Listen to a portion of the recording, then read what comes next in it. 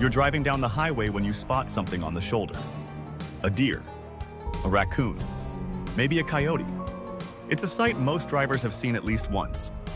But within a day, or sometimes just a few hours, the animal is gone. So what happened? Who removed it?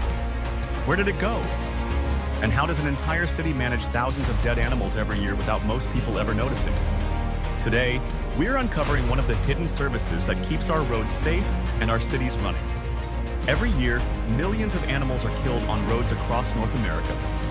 From squirrels and skunks in urban neighborhoods to deer, moose, and bears on rural highways, wildlife collisions are a common reality of modern transportation.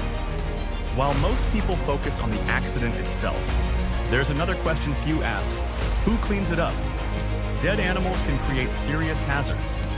They attract scavengers, spread disease, produce unpleasant odors, and can even cause secondary accidents if left on the roadway.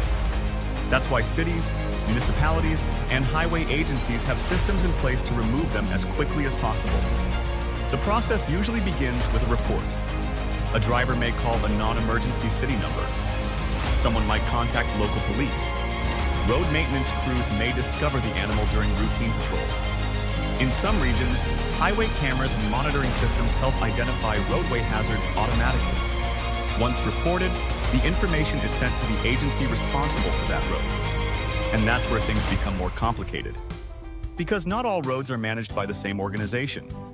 A residential street may be maintained by the city. A major highway may fall under a provincial, state, or national transportation agency. Private roads and parks may have entirely different authorities. Who responds depends entirely on where the animal is located. In many cities, removal is handled by public works departments or road maintenance crews. These workers are responsible for keeping roads safe and clear of hazards. Using specialized equipment and protective gear, crews collect the animal and transport it away from the roadway. For larger animals such as deer, elk, or moose, additional equipment may be required. In some areas, contracted wildlife removal companies perform the work. In others, transportation departments have dedicated maintenance teams assigned to highway corridors. If the animal is still alive but injured, wildlife rehabilitation organizations or animal control officers may be called instead. Their goal is to assess the situation and determine whether treatment or humane euthanasia is necessary. What seems like a simple cleanup operation often involves multiple agencies working together. Once the animal is removed, where does it go? The answer depends on local regulations. In many jurisdictions, remains are transported to approved disposal facilities. Some are sent to landfills specifically authorized to handle animal remains. Others may be processed through rendering facilities, where biological materials are safely recycled into industrial products. For large wildlife populations, transportation agencies sometimes collect data before disposal. Information such as species, location, and time of discovery helps researchers understand migration patterns and identify collision hotspots.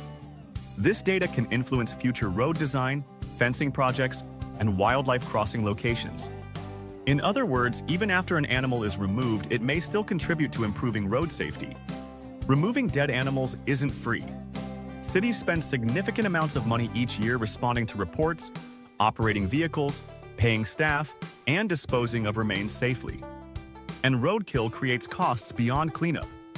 Wildlife collisions cause billions of dollars in vehicle damage annually. They can also result in injuries and fatalities for drivers and passengers.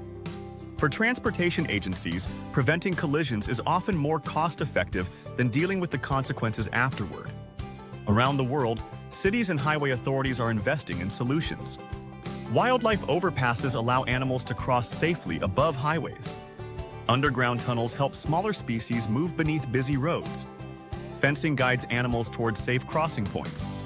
Advanced sensors and warning systems alert drivers when large animals are nearby. These innovations are helping reduce collisions and save both human and animal lives. So the next time you notice a dead animal disappear from the side of the road, remember, behind that simple cleanup is an entire network of workers, wildlife experts, and public agencies quietly keeping our roads safe every single day. If you enjoyed learning about one of the hidden systems that keeps cities functioning, subscribe to Behind the City World for more stories about infrastructure, transportation, utilities, and the unseen operations that power everyday life. Thanks for watching.